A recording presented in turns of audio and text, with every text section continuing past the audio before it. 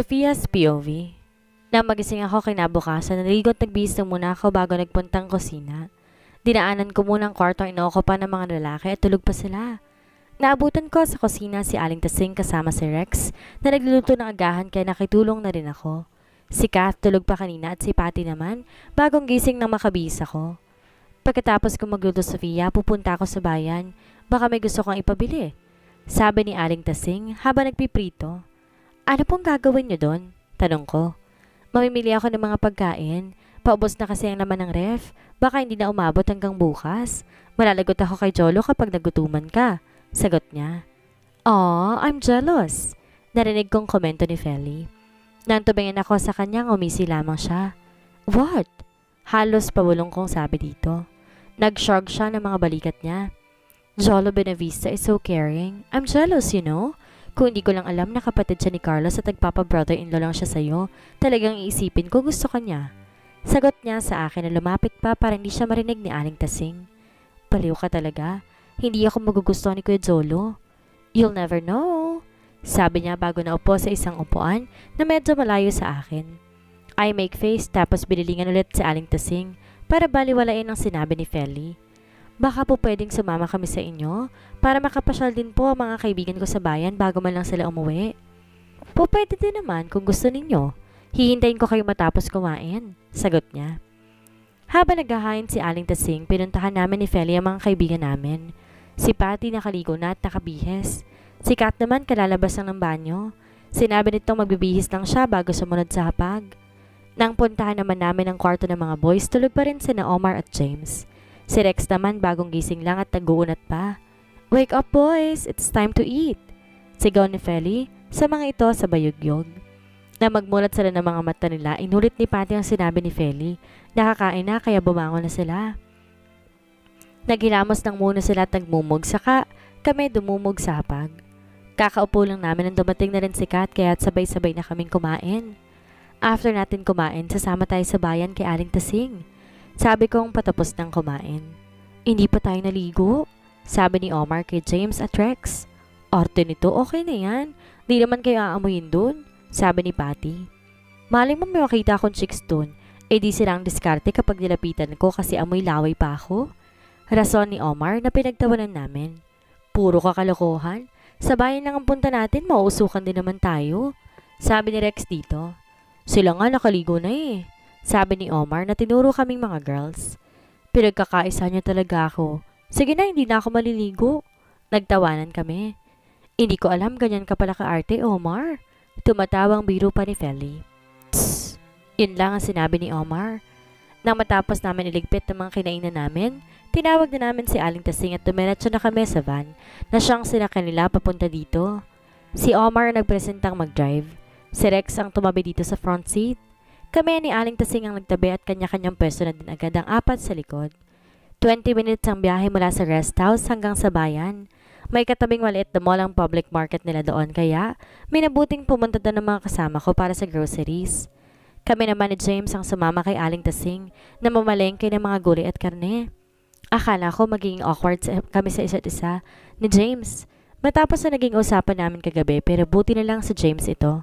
We're friends. No. Best friends for so long. Nandoon yung suki ko kaya doon tayo. Sabi ni Aling Tasing na itinuturong peso ng kanyang suki. Hawak na James ang basket. Nakasunod kaming dalawa kay Aling Tasing. Habang naglalakad. Nay Tasing! Bati na nagtitinda na siguro nasa 40s na makita si Aling Tasing. Delia, pabili ako ng mga gulay. Nakangiting sabi ni Aling Tasing dito. May kasama ko kayong bagong muka. Ito na ho ba ang apo ninyong galing Maynila? Tanong ng babae na magawi ang patingin sa akin. At ito naman ang asawa niya? Dagdag niyang tumingin naman kay James. Nagkatinginan kami ni James pero agad din akong umiwas. Naku hindi, Diana. Mga bisita sila. Tumutuloy sila sa bahay ng mga Bonavista. Ito nga pala si Sophia at James. Ito naman si Diana, suki ko siya dito sa palengke. Sagot ni Aling Tasing na pinakilala pa kami sa isa't isa. Ngumiti kami pareho ni James. Hello po, bati ko. Ay, pasensya na. Akala ko ikaw ang apo ni Nay Tasing. Okay lang ho. Ngayon lang yata nagkatao ulit ang bahay ng mga Bonavista. Sila Jolo at Carlos ba kasama nyo rin? Tanong ni Aling Delia. Hindi po eh. Busy kasi si Kuya Jolo sa trabaho. Si Carlos naman po may pasok. Sagot ko. Mga kaibigan nila kayo? Tumango na lamang ako. Mag-asawa ba kayo nitong si Pogi? O sisa ulit ni Aling Delia? Napatay na ako kay James. Buti na lang beses siya kasama ni Aling Tasing na namimili ng mga gulay kaya hindi niya narinig ang tanong ni Aling Delia sa akin. Naku hindi ho, magkaibigan lang ho kami ni James. Ay, sayang naman, bagay kasi kayo eh. Nakangiti niyang sabi bago ko iniwan at tumapit sa ibang mamimili. Tumingin ako ulit kay James at nagulat ako na nakatingin din siya sa akin. Ngumiti siya kaya ngumiti rin ako. Is it really too late, Sofia? Hindi mo na ba ako kayang mahalin ulit? Naalala kong tanongin ni James sa akin kagabi nang inilingan ko lang siya bago iniwan. Bumuntong hininga ako. Kung wala lang si Carlos po pwede pa pero hindi eh. Merong Carlos sa buhay ko. Siya pa rin ang mahal ko kahit pa nasasaktan niya ako. Pagkatapos namin bumili, pumunta kami sa sasakyan. Wala pa mga kaibigan namin na nag-grocery kaya tumambay muna kami sa waiting shed na malapit habang kumakain ng biniling street food si James. Patapos na kaming kumain nang dumating ang mga kasama namin. Agad pinatunog ni Omar ang sasakyan at in-unlock ang mga pinto kaya't nilagay na namin ng mga pinamili sa likod. Tsaka kami pumasok sa loob at agad kaming umalis doon. Pagka-park ni Omar sa van, bumaba na kaming lahat. Bukas ang pinto. Pansin ni Rex. Nanakawan na yata tayo eh. Natataranta namang sabi ni Patty. Nilak mo ba kaninang pinto? When? Ikaw ang nahuli. Tanong na James. Nilak ko naman. Sagot ni Omar. Check it guys, sabi ni Feli. Ano ba kayo? Si Jolo yan. Nandun ang sasakyan niya oh. Sabi naman ni Aling Tasing na tinuro ang sasakyan nakapark sa may gilid. Di namin yun napansin agad dahil hindi makikita mula sa pwesto namin. Baka chinek muna ni Aling Tasing kanina. Natataranta na kami na baka nanakawan na kami. Pumasok na kami sa loob. Si Aling Tasing nagpaalam na uuwi na muna. Ang mga lalaki na raw kasi ang bahala sa mga pinamili. Naabutan namin si Kuya Jolo na umiinom ng tubig sa kusina. Hi! Bati niya sa amin. Hi Jolo! Bati rin ni Nafeli at Patty. You should have told Sofia that you will come. You made us worry. Kala namin na nakawan na kami. Naiinis na sabi ni Kat. Nagtaas ako ng kilay. Nagtataka ako sa reaksyon ni Kat. Si Kuya Jolo naman kumunot ang noo. Oh, sorry, my fault. But first, I'm here to check on Sofia and surprise her. That's why I did not plan on telling her I'm coming. Second, hindi ko alam na wala akong madadatnang tao dito. Third, I never expect na may mga bisita si Sofia dito. And lastly, this is our house. Naiinis ding sabi ni Kuya. I'm sorry then because first, we came here to visit Sofia. Second, hindi namin alam na may darating nang umalis kami. Third, we never expect na darating ka. And lastly, we should have asked your permission before we come here. Sarcastic na rebat ni Kat. Siniko ako na mahina ni Patty. Sinanyasan akong pigilan ang dalawa kaya bago pa man makapagsalita ulit si Kuya Jolo, pumagitna na ako. Awat na guys, chill lang, sabi ko. Sofia? Tawag sa akin ni James na makapasok siya sa kusina. Tumingin ako sa kanya. Bakit James? You might wanna see who's outside? Alanganin niyang sabi. Kumulot ang noo ko bago sinunod ang sinabi ni James. Lumabas ako at nasa likod ko si Nafeli, Patty, Kat at Kuya Jolo. Nakita namin si Carlos sa bumaba ng sasakyan niya. Nakapamulsa siyang humarap sa amin. Carlos? Si Kuya Jolo. Tumingin ako kay Kuya Jolo. Sinabi mo kung nasan ako? Umiling siya. No, Sofia, hindi ko alam kung paano niya nalaman. I swear. Sinundan ko siya. Sabi ni Carlos. Alam kong alam niya kung nasan ka dahil sinabi sa akin ng mama mo na siya ang kasama mo nung araw na umalis ka. Hindi niya sasabihin sa akin na kapag tinanong ko siya kaya't sinundan ko siya at nagbaka sakali, napupuntahan ka niya ngayon. And I was right. Umalis ka na, Carlos. Taboy ko. No, Sofia. Ang tagal ko na naghihintay. I cannot wait any longer. Kailangan na natin ayusin to. Tinignan ko si Kat. Parang naiintindihan niya ang gusto kong sabihan dahil niyaya niya mga kaibigan namin sa loob, pati na rin si Kuya Jolo. Lumapit si Carlos sa akin. May lungkot sa mga mata niya at hindi ko may kakaila sa sarili na namimiss ko siya. Ano pa bang gusto mo? Lumayo na ako sa'yo. Umiling siya at tinawakan niya ang kamay ko. Hinayaan ko siya. Bakit ang hirap sa atin na talikuran siya? Hindi ko alam kung paano ko yung nagawa sa loob ng isang buwan. Pero ngayon nandito siya sa harap ko, unti-unting natitibag ang pader na binuo ko sa isang buwan na yun. Bakit kahit gaano ako kagalit sa kanya, mas lalong nananaig ang pagmamahal na meron ako para sa kanya? Bakit kahit sobrang sakit ay gusto ko pa rin bumalik sa kanya? Ayokong lumayo ka, Sofia. Please, let's make up already. Hayaan mong ayusin kong lahat. Give me another chance, please, Sofia. Please? Malungkot niyang pakiusap. Hindi ko pa kaya, Carlos. Hirap kong sabi. Di ko mapigilang hindi maluha. Maging si Carlos bumuhos na rin ng luha. Hindi ko pa kayang patawarin ka. Hindi ko pa kayang tanggapin ka ulit. Baka mas makakabuti sa akin kung maghiwalay na muna tayo. Hayaan na muna natin ang isa't isa. Gawin mo ang mga gusto mong gawin at gagawin ko ang mga gusto ko. Tama. Yun siguro ang tamang desisyon para sa aming dalawa sa ngayon. Umiling siya. No. No, Sofia. No.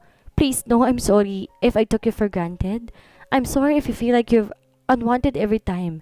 I'm sorry if you feel like shit whenever I reject you. I'm sorry for being such an ass.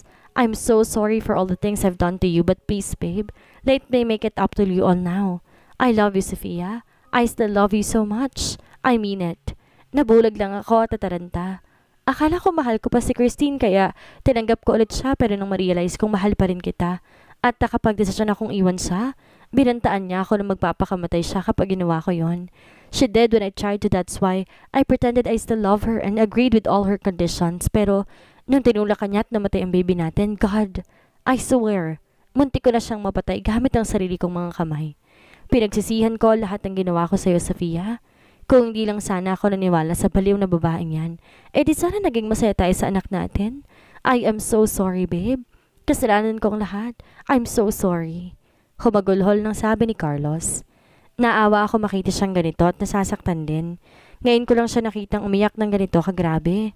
Parang natunaw lahat ng galit na meron ako sa kanya. Please come back. Let's go home. Nagkamali ako nung pinili ko si Christine but I promise this time, itatama ko lahat na nagawa kong mali.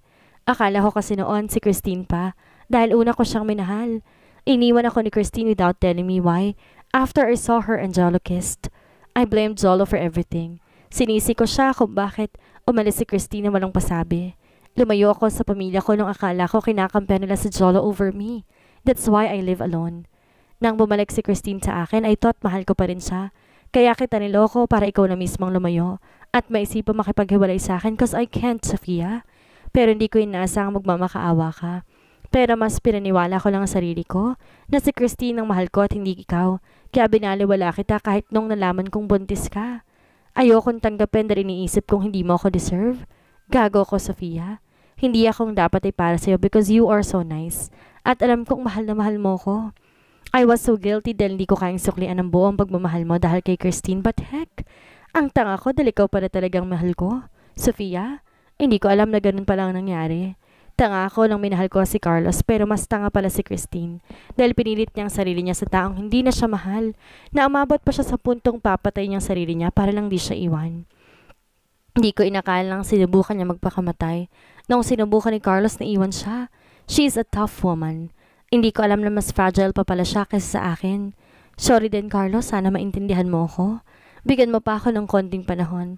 Baka pati ikaw kailangan din yon. Let's give each other space. Hindi ko pa talaga kayang tanggapin ka. I'm sorry. Sabi ko bago tuluyan siyang tinalikuran. Matapos ang tagpong yon, umuwi si Carlos na bigo. Naiwan ako mag-isa nang umalis na ang mga kaibigan ko matapos ang isa pang araw. Ganon din si Kuya Jolo. Nagdesisyon lang akong umuwi sa amin makalipas ang 3 buwan kong pamamalagi doon. Di ko na muling nakita pa si Carlos maging nung bumalik ako. Bumisita ako sa mansyon nila para mangamusta, kina tita at tito pero wala akong Carlos na nakita. Hindi ko alam kung matutuwa ba ako na hindi niya na ako hinarap ulit o malulungkot ako dahil namimiss ko na siya o madidismaya dahil hindi man lang niya nagawang mangulit gaya ng mga ginawa ko noon upang magkabalikan kami. Baka hindi niya ako ganun kamahal. Naging maganda ang pagbabakasyon ko sa rest house dahil nagawa ko ng mahalin at tanggapin muli ang sarili ko. Nagawa ko na ring patawarin na sarili ko, si Carlos at maging si Christine. Narealize ko kasi na walang hahantungan at walang maidudulot na mabuti ang galit na meron ako sa kanilang dalawa. Si Christine na hanggang ngayon wala kaming balita dahil mula na mangyaring trahedya, umalis pala siya at nagpakalayo-layo. Wala ni isa sa amin na nagkaroon ng balita tungkol sa kanya. Nalaman ko yun nang bumisita ako sa mansyon ng mga Buenavista at sinabi sa akin ni tita, "Hoy Sofia, tulala ka na naman. Sigaw sa akin ni Kat. Ha? Tanong ko. Umismid siya. Ano bang iniisip mo? Dala mo ba talaga ang sarili mo nang bumalik ka o naiwan mo sa isla? Napapadalas ang pagkakatulala mo, ha? Natawa ako. Sorry, hindi ko lang kasi nakala na wala na isa man na may balita tungkol kay Christine. Si Christine ba talaga yan o si Carlos? Tukso ni Feli. Sira. Sabi kong binato si Feli ng nachos na napurot ko na mabilis na namang nailagan. Si Christine. Sus, kung bakit ba naman kasi? Tinanggihan mo siya na nakikiusap siya sa'yo na magkaayos na kayo. Tama si Feli. And wait, what if may magustuhan na iba si Carlos? I mean, pagbalik ka dito may iba na siya. Sabi naman ni Patty. Nagkibit ako ng mga balikat. Di congrats sa kanila. Bitter. Sabay-sabay nilang sabi na tinawanan ko na lamang. But seriously, kung mangyari man ang sinabi ni Patty, syempre masasaktan ako. Mahal ko si Carlos at di ko alam kung matatanggap ko yon. Basta-basta siyang umalis na walang pasabi tapos babalik siya na may iba na? Aba matindi. Hindi kaya tinatago nila si Carlos sa'yo, Sofia? Baka ayaw na nila sa'yo para sa kanya. Sabi ulit ni Feli. Kung ano-ano mga iniisip mo, Feli? Hindi ganoon.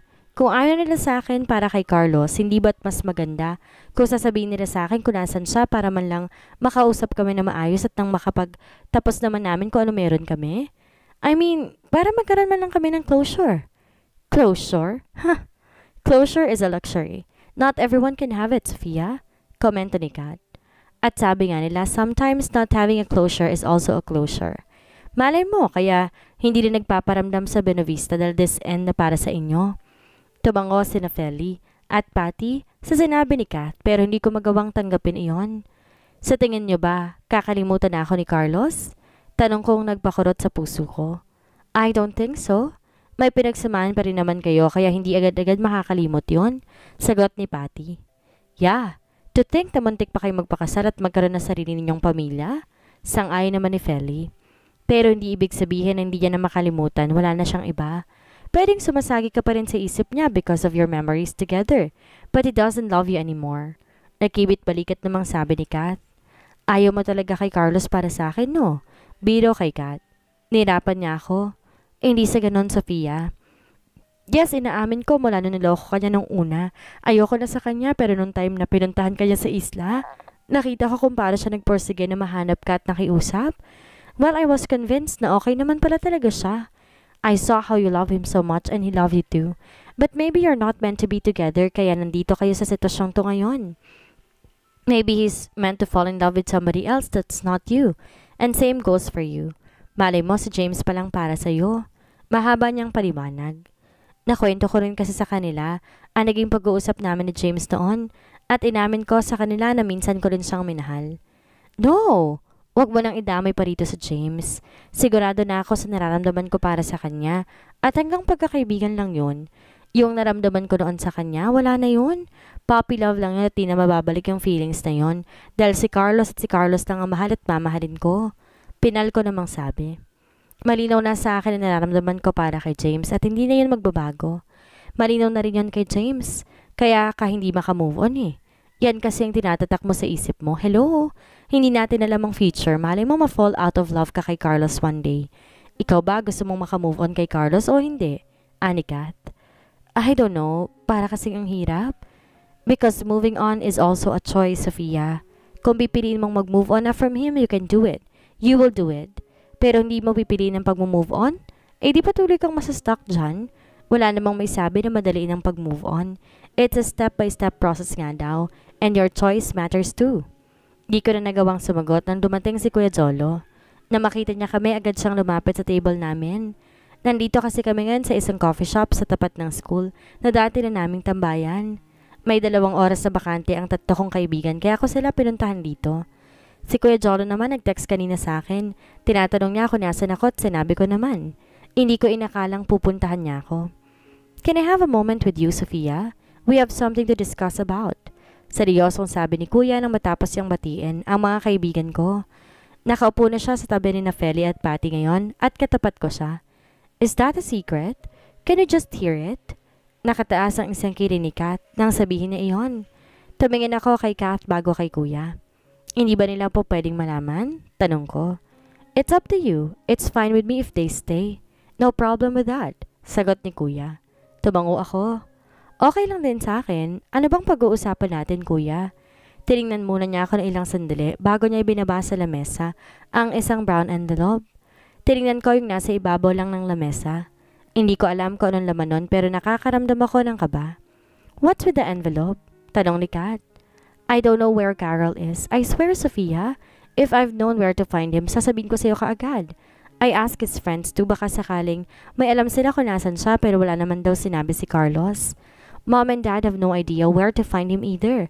So I went to his room but I found nothing. And I went to your unit and I found that envelope. Akala niya yata pupunta ka doon kaya nag-iwan siya ng note kasama niyan. Mahaba niyang sabi. Anong sabi sa note? Kinakabahan kong tanong. Read it. I put it inside. Sabi niya. Tumango ako at nanginginig ang mga kamay kong kinuha ang envelope at binuksan iyon. Agad kong inilabas ang dokumentong nasa loob ng kasama ang piraso ng papel na may sulat kamay ni Carlos. What's that? Tanong ni Ferry na ang tinutukoy ay ang mga dokumento. An annulment paper? Sabay sabi ni Kat at Patty nang masilip pa nakalagay sa dokumento. Kumunot ang noon nilang tumingin sa akin. You've been married all this time and we never knew? Hindi makapaniwalang sabi ni Kat sa akin. What are you doing here? Galit na tanong sa akin ni Carlos na makita ko nakaupo sa couch. Pumunta ako dito sa unit niya para ipaalam ang balita sa kanya. Since alam ang code at di niya naman pinalitan kaya napasok ako sa loob. Ilang beses ko na siyang tinext pero hindi naman siya nagre-reply sa akin. Sinubukan ko din siyang tawagan pero kung di niya naman sasagutin papatayin niya kaya minabuti kong pumarito na lang. Mabilis akong tumayo at lumapit sa kanya. Ngumiti ako kahit na nakakunot ang noon niya at masama ang tingin sa akin. Kanina pa kasi ako nag-text at tumatawag pero hindi naman sinasagot kaya pumunta na ako dito. Gusto lang kitang makausap, Carlos? Marahan kong sabi. Kaya nga hindi kita nire-replyan at di ko sinasagot ang mga tawag mo dahil ayaw kitang makausap, Sophia. Don't you get the message? Bakit pang tigas ng ulo mo? Wala din naman tayong dapat pag-usapan pa. We're done, Sophia. Mariin niyang sabi. Hindi yun, Carlos. Sabi kong umiling pa. Then what is it? Sabihin mo na agad na makaalis ka na. Kinagat ko ibabang labi ko para pigilan ang mga luha ko. Mas lalo siyang maiinis kapag umiyak ako sa harapan niya ngayon. Buntis ako, Carlos. Lakas loob kong sabi. Lalo nangunot ang noon niya. Are you kidding me? Ganyan ka na ba talaga kadesperada na kailangan mo pang gumawa ng ganitong kalokohan para lang balikan kita? Hindi kita niloloko. Hindi ko to sinasabi para lang balikan mo ko. Totoo ang sinasabi ko, Carlos. Buntis ako at ikaw ang ama. Hindi ko na napigilan pang sigawan siya at marahas kong pinahid ang mga luhang umalpas sa mga mata ko.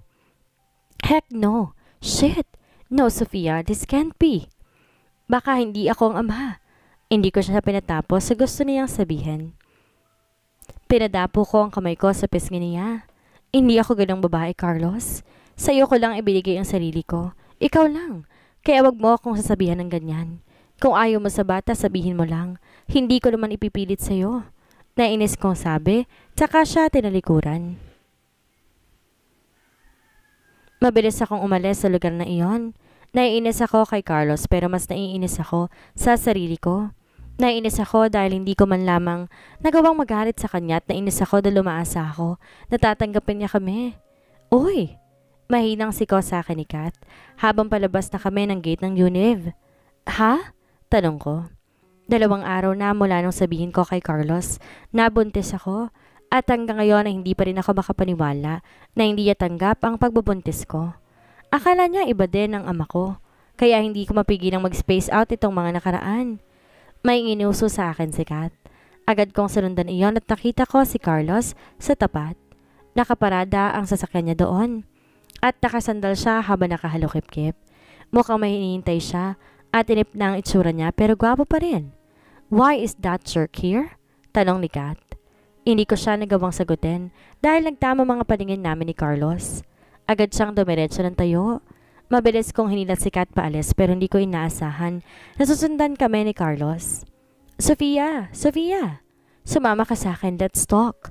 Sabi niya habang nakasunod pa rin sa amin. Wala tayong pag-uusapan, Carlos. Umalis ka na. Sabi ko. Nagulat ako nang hawakan niya ako sa braso kaya nahinto ako sa paglalakad. Hinarap niya ako sa kanya. You are going with me, Sofia? Mariin niyang sabi bago ko hinila. What? No, she's not coming with you. Galit na sabi ni Kat at tinila din ako. She's coming with me. Let go, sabi ni Carlos kay Kat. No, you should let go. Hindi mo ba narinig?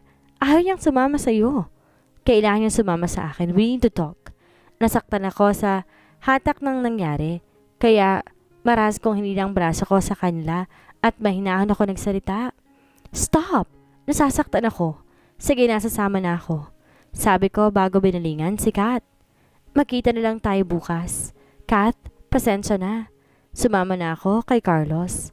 Nagulat ako nang dalhin niya ako sa mansyon nila at naabutan namin doon ang mga magulang niya kasama si Kuya Jolo sa sala. Mukhang naghihintay sila sa pagdating namin. Magiliw akong bumati sa kanila at ganon din sila sa akin, lalo na si tita. Sabi ni Jolo may sasabihin daw kayo. Sabi ni tita. Tumingin ako kay Carlos bago kay Kuya Jolo. Ano ang ibig sabihin nito? Say it, Carlos. Utos ni Kuya. Tinignan ni Carlos sa masama si Kuya bago nagsalita. Mom, Dad, Sofia is pregnant. Hirap niyang sabi. Nagulat ako sa pag-amin niya, pero mas lalo nagulat ang mag-asawa. Naunang nakabawi si Tito. What did you say? Dumagundong ang galit na boses si Tito kaya kinabahan ako. Buntis si Sofia. Ulit ni Carlos na kalmado lang. Paano niya nagawa yun samantalang ako ang bilis na ng tahip ng aking dibdib? What on earth are you thinking, Carlos? Ha? Ano na naman bang kalokohan to? Hinayaan ka naming mag-isa sa kondo mo at gawin lahat ng gusto mo tapos mambubuntis ka? Hindi ka pa nga nakakapagtapos ng pag-aaral. Wala ka pa nga napapatunayan. Hon, calm down. Alo ni tita kay Tito.